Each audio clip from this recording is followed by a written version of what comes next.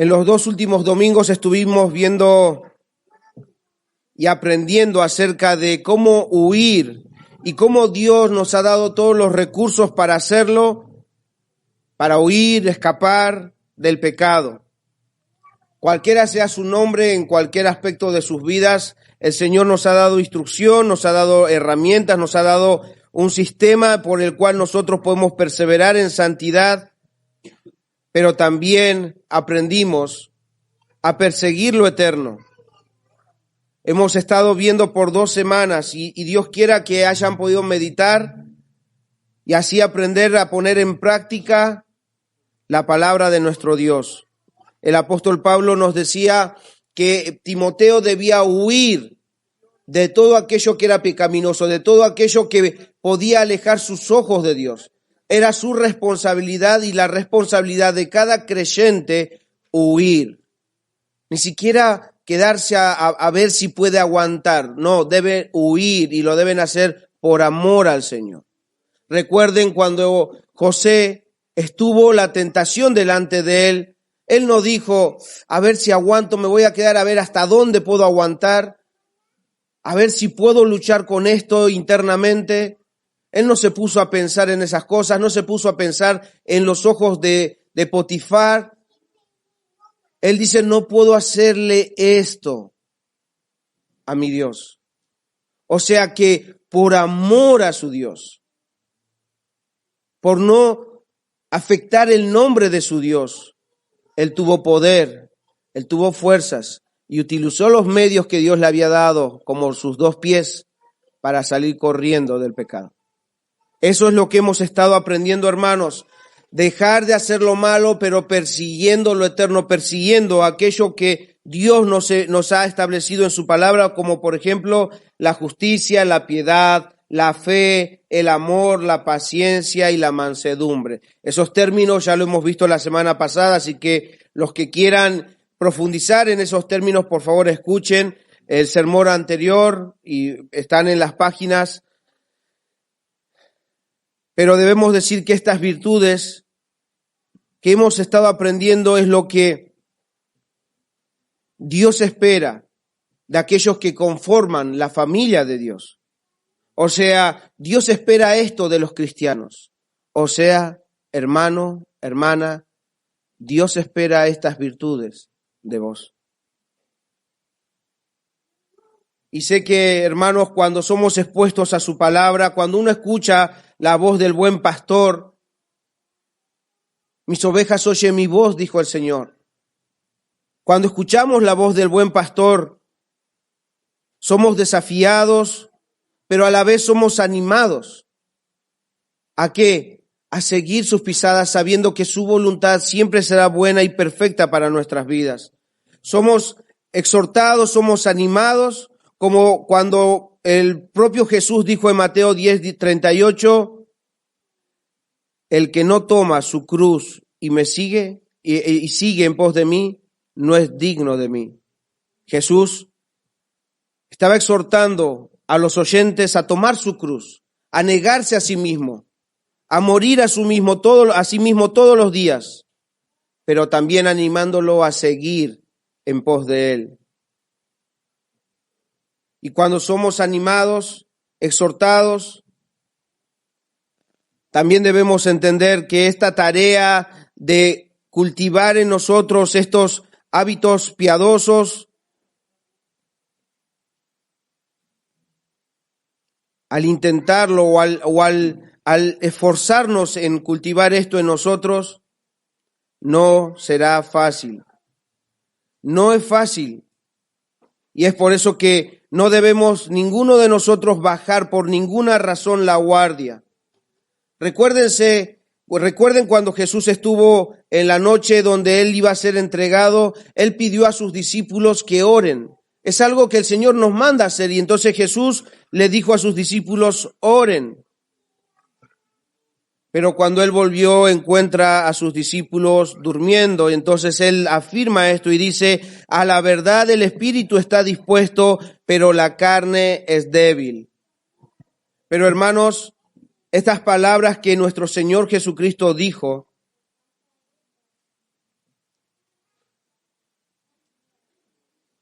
no fueron palabras hechas para excusar la debilidad del creyente. No fueron hechas para que simplemente el creyente pueda usarlo como excusa y decir resignadamente entregándose a la derrota, bueno, lo que pasa es que somos débiles, el Señor lo sabe. No, hermanos, porque si Él les estuviera excusando, no les hubiese vuelto a mandar a orar nuevamente. Entonces, todo aquel que entiende que es débil, todo aquel que entiende que su carne es débil y va a tener que esforzarse, debe entender que estas palabras que Jesús le dijo a sus discípulos es para que estén atentos y se esfuercen por obedecer a Dios. No fueron para excusarse, sino para que entiendan su debilidad y puedan aferrarse a su Dios. Hermanos, al perseguir cada uno de nosotros estas virtudes espirituales verdaderas y eternas, encontraremos resistencia. Hermanos, al ustedes vivir esto, al buscar, aplicar esto en sus vidas, van a encontrar resistencia. Es necesario pasar por muchas tribulaciones para entrar al reino de los cielos.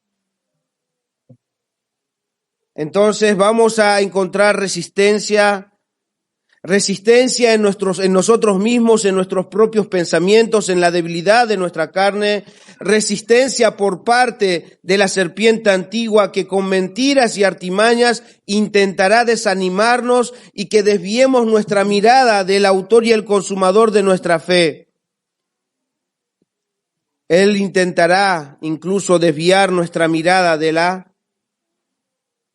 eternidad, de lo celestial. Entonces, para darles una imagen bíblica de esta oposición, perseguir las virtudes cristianas es como reconstruir el templo o las murallas de Jerusalén. Nosotros hemos aprendido acerca de Nehemías, de Esdras.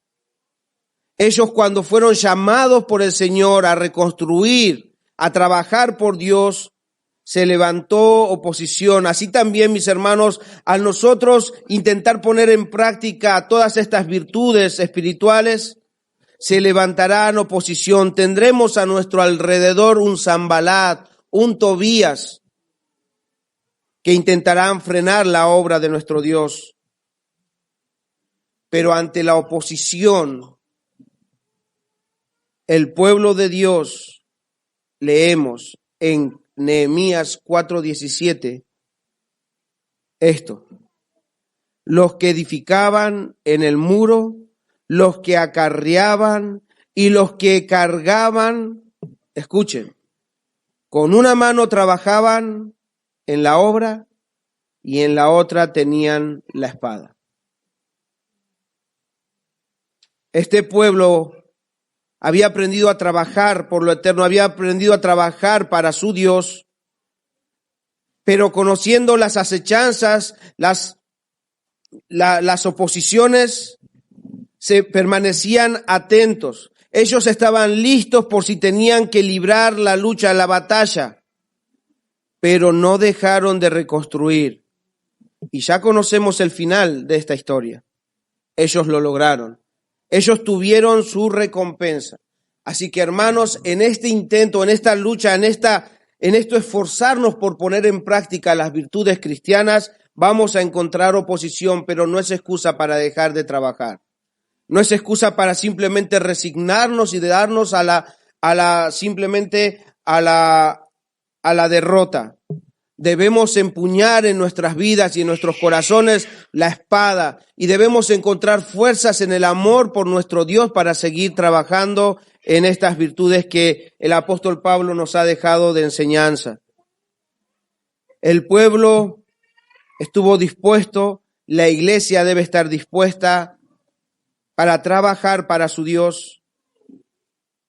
Y así como el pueblo tuvo su recompensa, cada uno de nosotros, la iglesia de Cristo, también tendrá su recompensa. Y es por eso que he titulado esta exposición, la exposición de esta mañana, el premio de la victoria. El premio de la victoria. Mis hermanos, continuando con esta exposición, Pablo sabía que no sería fácil para Timoteo ni para los hermanos en la iglesia de Éfeso. Por eso es que el Espíritu de Dios guía a Pablo a escribir palabras que capten la atención de todo creyente. Él va a poner en sus mentes una lucha, una pelea, un recuerdo del pasado y una promesa del futuro para que sepa que su lucha presente no será en vano. Él va a captar la atención de Pablo de Timoteo con este escrito y así también de todo creyente, hermanos.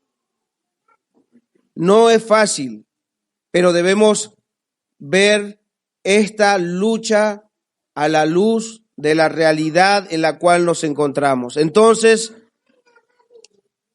el premio de la victoria, lo primero que vamos a ver es que para obtener el premio debemos pelear. No olvidemos, hermanos, el contexto en el cual se encontraba Timoteo, no olvidemos el contexto en el cual se dio esta carta. Timoteo estaba en una iglesia donde habían hombres que enseñaban doctrina falsa y que obviamente tenían estos hombres sus propios seguidores, los cuales ya se habían apartado de la verdad para seguir la mentira y el error. Pablo le dejó a Timoteo en este lugar para cerrar la boca de estos falsos maestros y exhortar a tanto varones y varones y mujeres, hermanos y hermanas, a volver a las verdades bíblicas. Pablo conocía a Timoteo también, y es por eso que él vuelve a recordarle ciertas verdades y también a recordarle que él había sido dejado en este lugar, en un lugar de batalla. Es como que Pablo lo puso enfrente de las filas donde él recibiría ataques. Y Timoteo debía ser consciente de esto. ¿Para qué?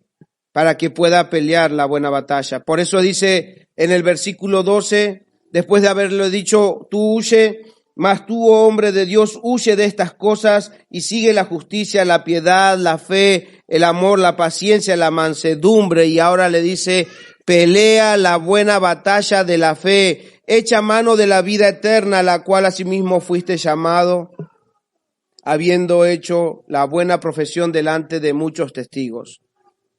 Pelea, Timoteo. Debes pelear por estas cosas. Esa palabra pelea es la palabra griega agonizomai, de donde viene la palabra que nosotros conocemos como agonizar. Esta palabra puede traducirse también como esforzarse, luchar, batallar, combatir o militar. Se usa para indicar a uno que compite por un premio, para mencionar a alguien que combate con un adversario, o más comúnmente para referirse al esfuerzo de uno para lograr algo. Es por eso que este término se usaba en contextos como, por ejemplo, los juegos públicos y también en contextos militares, en los cuales se necesitaba de la concentración, dedicación, disciplina, esfuerzo y convicción para ser el vencedor. Tanto en el ámbito militar como en el ámbito de los Juegos Olímpicos o esos juegos que se llevaban en Éfeso, debían haber por parte de aquellos que estaban involucrados convicciones, esfuerzos, disciplinas. Ahora, entendiendo el término, pasémoslo a la vida cristiana. Apliquémoslo al creyente. Pablo, mis hermanos, Pablo nos está diciendo en estas palabras, hermano, hermana, deberás pelear contra los apetitos de la carne y los malos pensamientos. Hermano, hermana, tendrás que luchar intensamente contra el enemigo y las mentiras disfrazadas de verdad y de buenas intenciones. Hermanos, grandes y jóvenes, deberán combatir con las tentaciones de este mundo caído. Hermanos, hermanas, deberán esforzarse, gastarse por buscar hacer la voluntad de Dios. Hermano, hermana, tendrás que correr tanto, hasta agotarte, mi hermano, por huir de la falsa doctrina. Hermano, hermana, deberán agonizar por perseguir la verdad y las virtudes cristianas, y así tener convicciones tan fuertes que nos ayudarán a perseverar hasta el fin.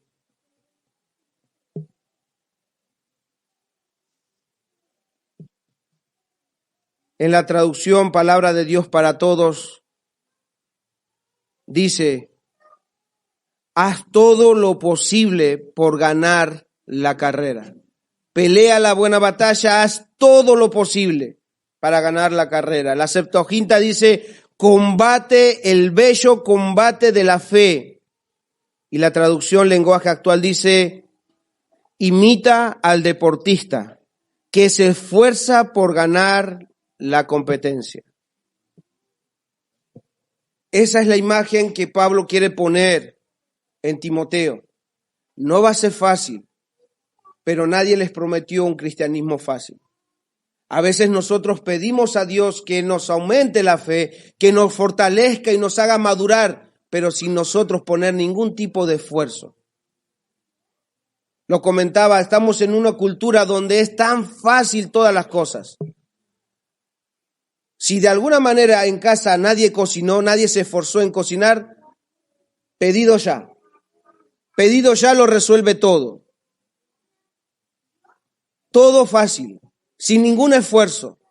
Y a veces pensamos que, rodeado de toda esta cultura, pensamos que la vida cristiana es así. No, mis hermanos, no es así. Estamos en una lucha, estamos en una batalla, estamos enfrente para seguir nosotros las pisadas de nuestro Señor. Vamos a recibir ataques, vamos a recibir mentiras, pero debemos resistir. Debemos resistir a estas cosas. Debemos pelear la buena batalla, la noble batalla, la excelente batalla de la fe. Y cuando Pablo dice la batalla de la fe a la cual nosotros fuimos llamados, pero esta fe en la cual Pablo está mencionando en este pasaje se refiere a todas las verdades que se encuentran en la palabra de Dios, esas verdades que fueron reveladas y que fueron encomendados a los cristianos al creer en Jesús. Recuerden que muchos creyentes, niños, jóvenes, deben recordar, deben saber esto. A lo largo de la historia, niños, a lo largo de la historia, jóvenes, han habido personas, hombres y mujeres, que tuvieron que entregar su vida por guardar la verdad de las Escrituras, por guardar su testimonio, por no negar al Señor. Ellos contendieron fielmente por la sana doctrina. Ellos, aunque se los privaba, ellos seguían predicando las doctrinas de Cristo. Aunque los llevaran presos, aunque los llevaran al Coliseo romano, aunque los prendieran fuego por las calles, aunque los crucificaran y los latigaran, ellos fielmente pelearon la noble pelea.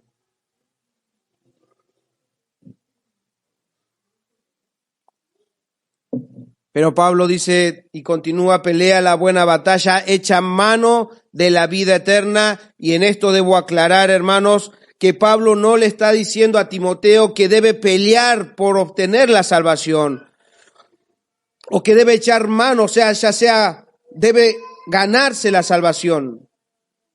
No está diciendo esto. Pablo sabe muy bien que Timoteo ya es un creyente. ¿Por qué tengo esta convicción? Porque solamente un creyente es llamado a pelear. Solamente un creyente lucha contra el pecado. Un no creyente simplemente se deleita, practica el pecado. Pero Pablo le está diciendo a Timoteo y así a todo creyente, tú pelea. ¿Por qué? Porque ahora estás vivo, Timoteo, debes pelear. Porque un muerto no puede ni levantar un dedo, pero tú que estás vivo, que eres un creyente, debes pelear la buena batalla. Pablo no le está diciendo gánate la salvación, sino que habiendo sido salvado, ahora resiste, pelea, agótate, agoniza por la verdad y por el Señor Jesucristo. Solo un hijo de Dios lucha contra el pecado. Entonces, para ser más claro, echa mano de la vida eterna. La Nueva Traducción Viviente dice, aférrate a la vida eterna. Incluso algún otro cuestionador todavía puede pensar, si dice ahí aférrate a la vida eterna, o sea que si no se aferra, ¿puede perder su salvación?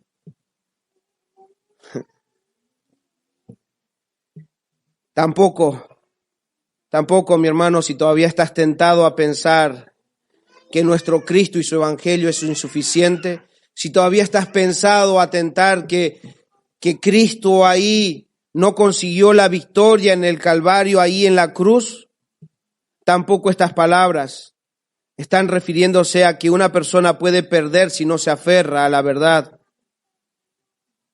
Lo que Pablo está tratando de que Timoteo entienda es que un verdadero hombre o una verdadera mujer de Dios, un verdadero creyente, se aferra a su Dios.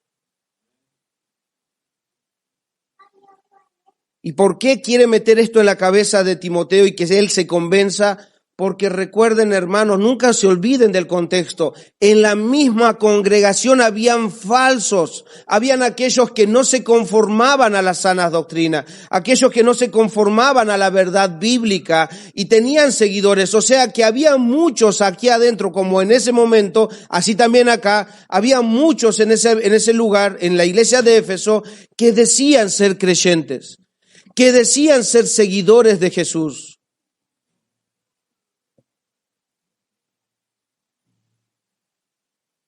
Pero no se conformaban a la verdad bíblica. El que dice ser un creyente y no se aferra a Dios es porque solamente se está aferrando a sus propias ideas, y esas propias ideas de estos hombres o mujeres que no están en la verdad, simplemente sus ideas están en esta vida y no en la vida eterna. El creyente está aferrado a la vida eterna. Entonces Timoteo era un verdadero creyente. Y también Pablo lo afirma al recordarle su pasado. Lo segundo que vamos a ver, que para obtener el premio debemos recordar el pasado.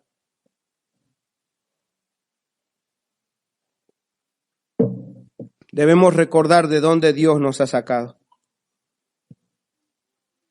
Versículo 12 leemos de nuevo, pelea la buena batalla de la fe, echa mano de la vida eterna, a la cual asimismo fuiste llamado, habiendo hecho buena profesión delante de muchos testigos. Hermanos, vamos a ver algo. Voy a apelar a su memoria, a ver si los niños o los jóvenes o los grandes pueden responder esto. Cuando empezamos esta carta dimos una introducción acerca de quién era Timoteo, cómo llegó a estar en la Biblia o haber sido mencionado por el apóstol Pablo. A ver, memoriosos hermanos, hermanas, jóvenes y niños, fuerte, por favor, respondan, a ver si la enseñanza de toda la carta está dando sus frutos. ¿Quién le enseñó o quiénes le enseñaron a Timoteo las Sagradas Escrituras? Bien, gloria a Dios, está dando sus frutos la enseñanza. ¿Quién le predicó el Evangelio a Timoteo?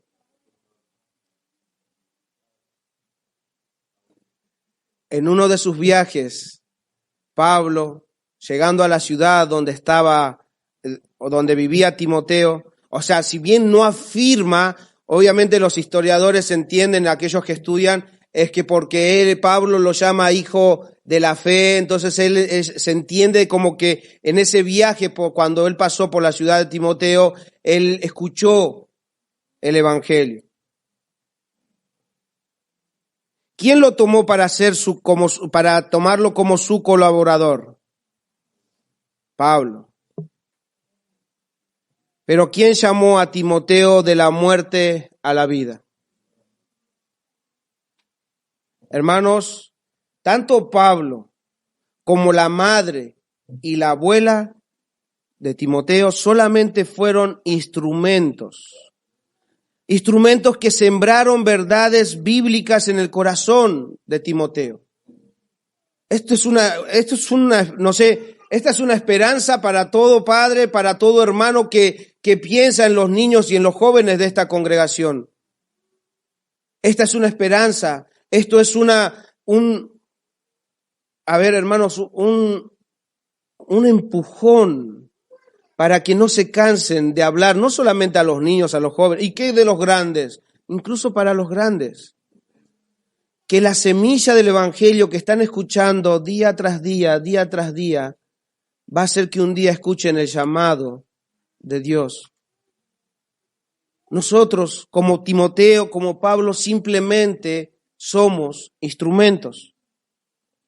Nosotros sembramos la palabra de Dios, el evangelio de nuestro Señor. Pero es Dios quien lo llamó, al igual que a vos y al igual que a mí. Es Dios que nos llamó de las tinieblas a su luz. Por eso es que la Dios habla hoy, la traduce, pues para eso te llamó Dios. Y la Nueva Traducción Viviente dice, aférrate a la vida eterna a la que Dios te llamó. En otras palabras, Timoteo, no importa lo que te digan los enemigos de la verdad, no importa si toman a menos tu juventud, no importa si se burlan de vos, recuerda quién fue quien te llamó. Recuerda que fue Dios el que te llamó. Hermanos, como creyentes, cada uno de nosotros, y sabiendo quién nos ha llamado, al igual que Timoteo, no debemos ser atemorizados por amenazas o burlas. Hermano, hermana, no teman dar testimonio de Cristo donde se encuentren. No teman, porque el Señor está con ustedes. Pero Pablo continúa trayendo recuerdos a la mente de Timoteo para que tengan buenos motivos para pelear la buena batalla. Y Pablo sigue diciendo, a la cual, ya le dijo quién fue que lo llamó, a la cual asimismo fuiste llamado, o sea, fuiste llamado por Dios, y también habiendo hecho la buena profesión, o sea, la confesión de fe delante de muchos testigos. Así, al igual que Timoteo, hermanos, es necesario que cada uno de nosotros recuerde que hubo un día que todo creyente dio testimonio público de su fe. Hermano, hermana, hubo un día, debes recordar esto, hubo un día que no te importó los ojos de los demás. Hubo un día que por más que hubiera gente y se burlara de vos, no te importó. Ese día diste testimonio público de tu fe, de tu unión con Cristo. Ese día donde el creyente da testimonio de su verdadera fe es el día del bautismo.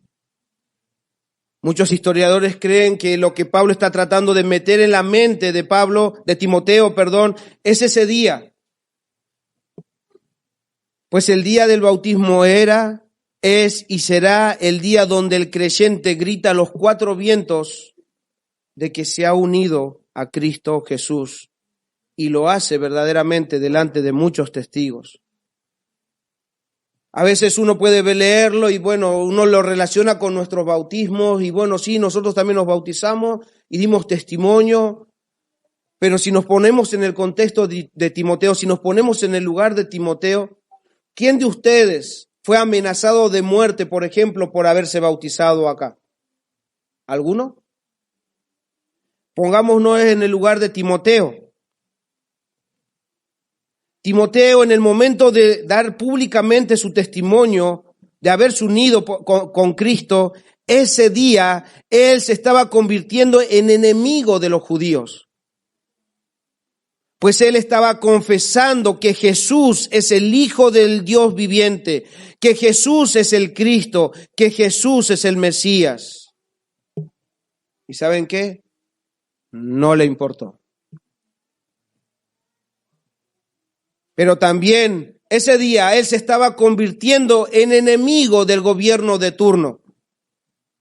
Porque con su confesión de fe, Timoteo le decía al gobernador romano: Jesús es mi Señor, Él es mi Rey. Para ambos grupos, Timoteo podía ser sentenciado a la muerte por blasfemia por un lado y por sedición por el otro. Esto, mi hermano, mi hermana, debe hacerte recordar incluso el día en el que fuiste bautizado. Porque ese día, cuando entraste a las aguas del bautismo, no te importó, porque el gozo de la salvación estaba tan fuerte que no te importaban los ojos de los demás. Y por amor a tu Dios, venciste todo temor y diste testimonio delante de mucha gente.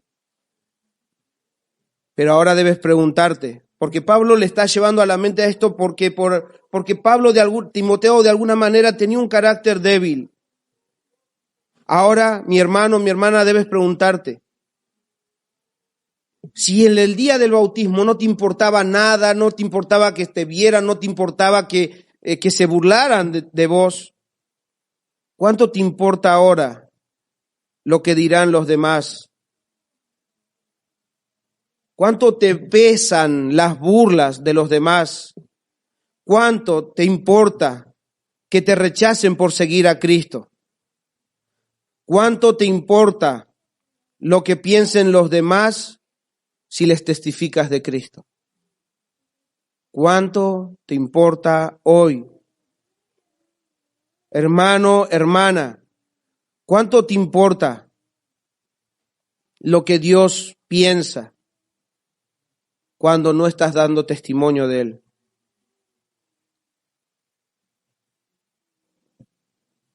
¿Cuánto nos importa lo que piensen los demás, cómo nos vean los demás, o cuánto nos importa cómo vea nuestra vida nuestro Señor Jesucristo? ¿O es que el pecado ha estado pasando mucho por tu cabeza y ha estado cerrando tu boca? Porque el pecado hace esto. El pecado nos enmudece, no nos permite compartir nuestra fe. Hermano, hermana, si es así, por lo cual estás pasando, debes recordar el bautismo, porque en el bautismo diste testimonio de que moriste para el mundo y viniste a la vida para servir a Dios y a su Cristo.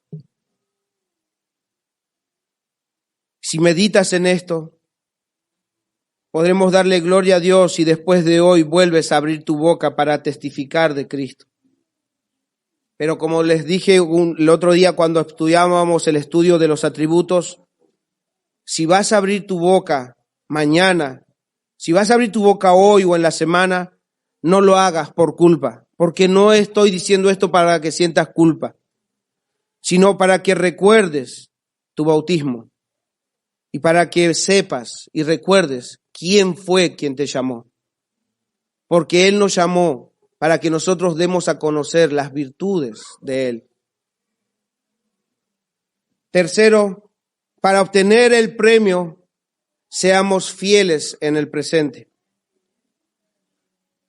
Versículo 13, temando delante de Dios que da vida a todas las cosas y de Jesucristo que dio testimonio de la buena profesión delante de Poncio Pilato.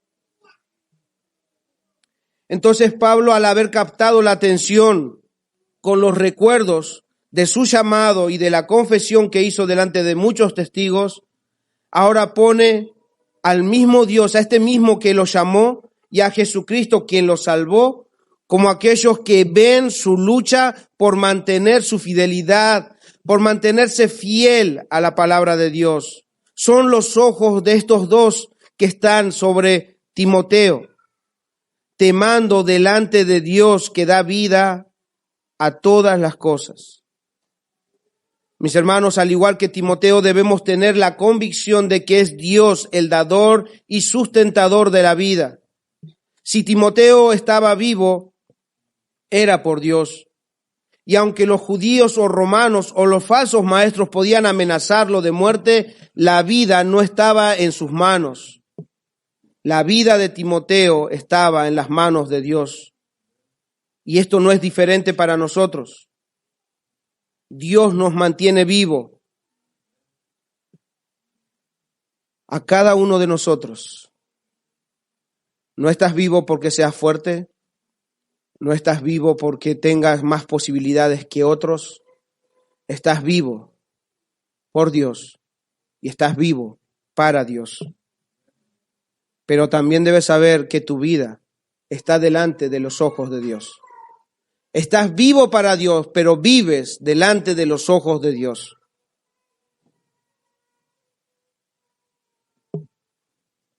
Y es por eso que Pablo le manda que él pueda persistir en esto. Debemos dar testimonio, debemos proclamar fielmente el Evangelio de nuestro Señor Jesucristo, aunque esto nos lleve a la muerte. Y Pablo le presenta un ejemplo, como Jesucristo, que dio testimonio de la buena profesión delante de Poncio Pilato. O sea, Pablo le está poniendo en la mente a Timoteo también cómo Jesús testificó cuando estuvo frente a Poncio Pilato. En Mateo 27, para ver un poco de lo que Pablo está tratando de hablar, leamos versículos 1 y 2, dice: venida la mañana, todos los principales sacerdotes y los ancianos del pueblo entraron en consejo contra Jesús para entregarle a muerte. Y le llevaron atado y le entregaron a Poncio Pilato, el gobernador. ¿Sí? O sea que ahí lo llevan ante el gobernador romano, versículo 11.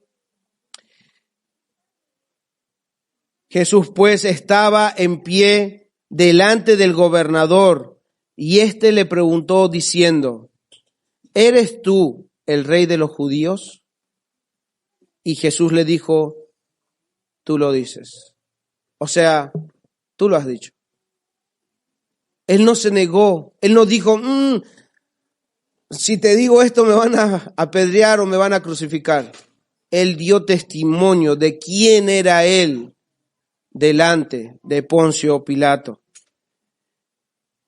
En otro evangelio paralelo a esto, en Juan capítulo 18, versículos 36 y 37, nos abre un poco más el panorama. Dice, ante esta pregunta,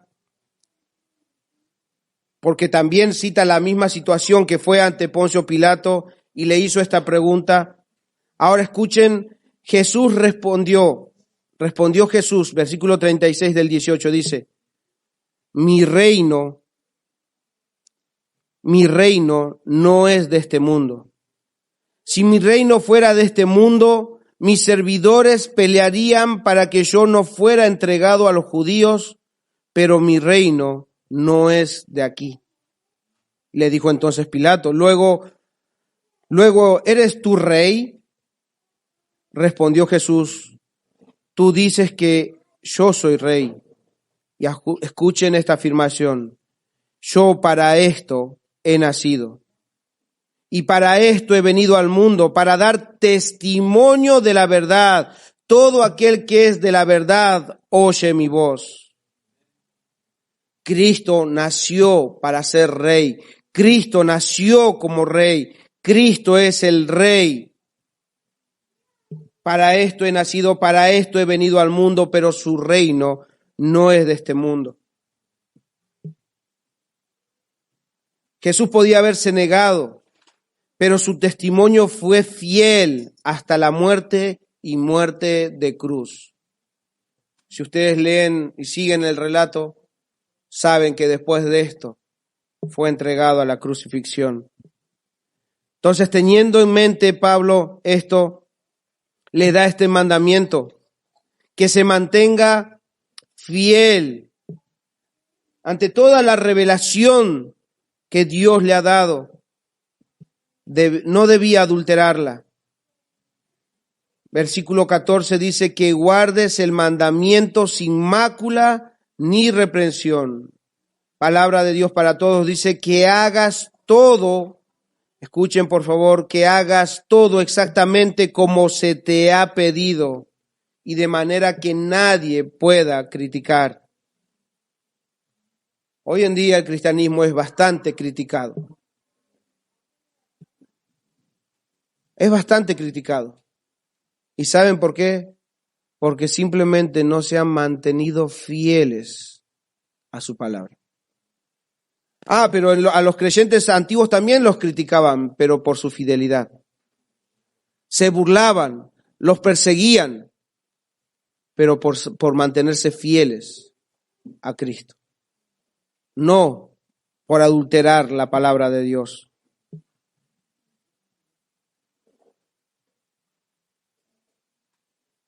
Así que hemos visto que debemos pelear la buena batalla. Hemos visto que debemos recordar el pasado para estar firmes en el presente. Pero como cuarto punto vamos a ver que para obtener el premio no debemos olvidar la promesa del futuro. Leamos versículo 14, que guardes el mandamiento sin mácula ni reprensión hasta la aparición de nuestro Señor Jesucristo. Hasta la aparición. No hay nada para Timoteo ni para cualquier cristiano de la historia que un mejor premio por la cual pelear. No hay un mejor galardón por la cual agonizar. Hermanos, Pablo dice, hasta la aparición de nuestro Señor Jesucristo, hasta que puedas ver cara a cara a nuestro Señor Jesucristo. Él, Jesucristo, es el Cordero inmolado, el que nos amó con amor eterno, el que se entregó en nuestro lugar, el que resucitó para venirnos a buscar. Mis hermanos, Cristo es el premio de la victoria. Mi hermano, mi hermana, si estás siguiendo a Cristo por estar en las calles de oro de la ciudad celestial, te aseguro que lo hermoso de esas calles no es porque está el oro ahí, sino porque Cristo está ahí. Esas calles de oro no tienen ningún valor si Cristo no permaneciera en este lugar.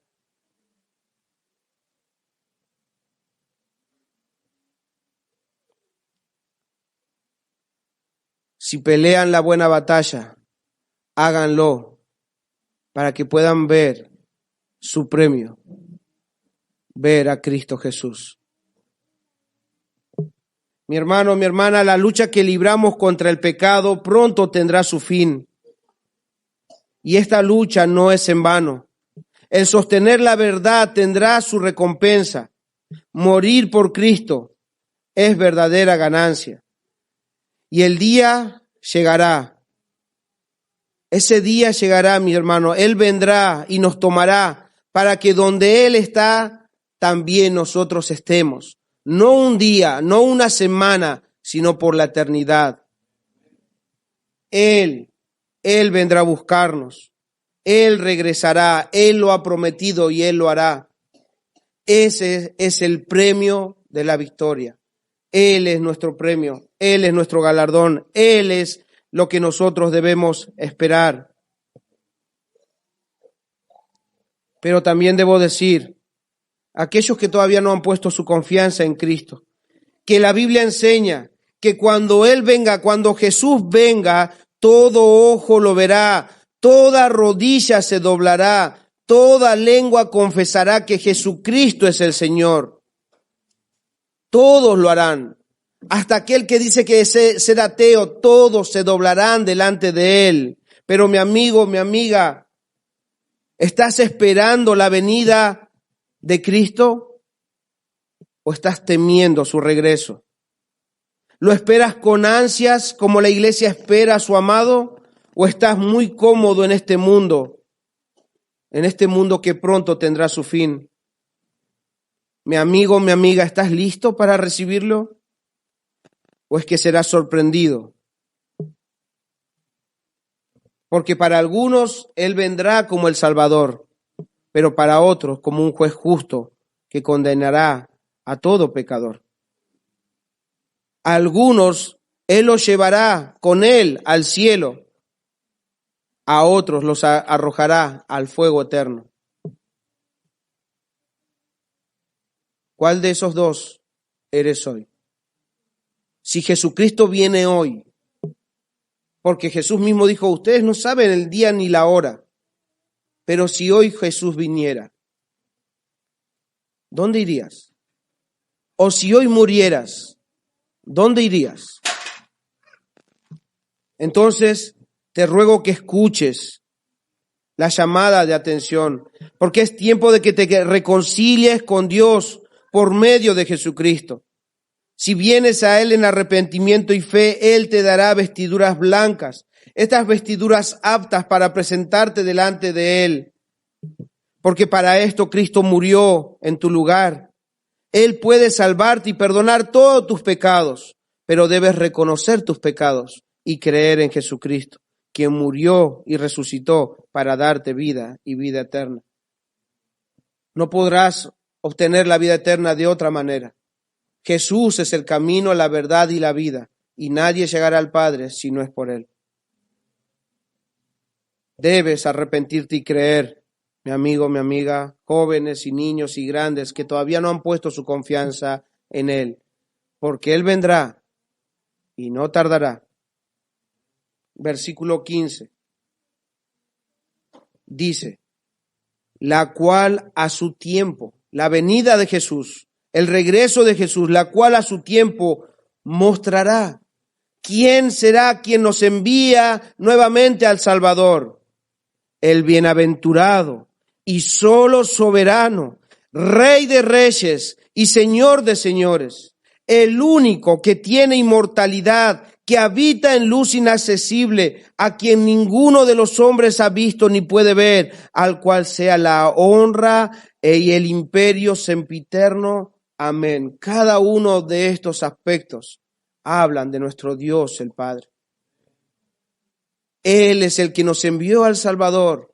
Él es el que tomó a nuestro Salvador y es Él el que también lo enviará de nuevo para juzgar al mundo con justicia. Por eso Dios manda a todo hombre en todo lugar que se arrepienta, porque Él ya ha establecido el día en el cual va a juzgar al mundo con justicia por Jesús, con Jesús, habiendo dado evidencia de esto al haberlo resucitado de entre los muertos. Jesús vendrá, Él regresará.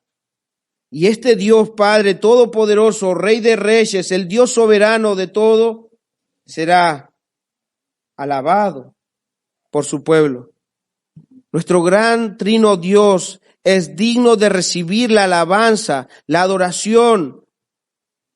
Él es nuestro poderoso Dios.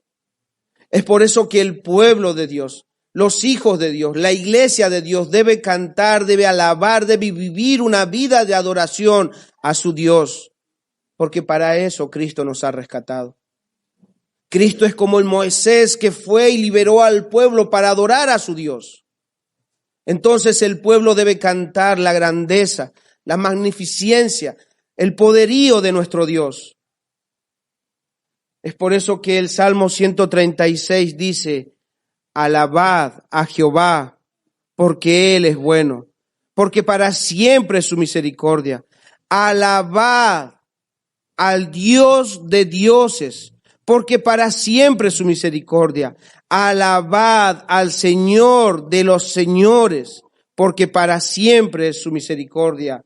Al único que hace grandes maravillas, porque para siempre es su misericordia. Alabad al único, no hay otro, al único que hace grandes maravillas, su grandeza, su deidad, su poder no tiene límites y por eso debe ser alabado por su pueblo. Él es nuestro gran Dios, Él es nuestro Salvador, Él es el gran yo soy.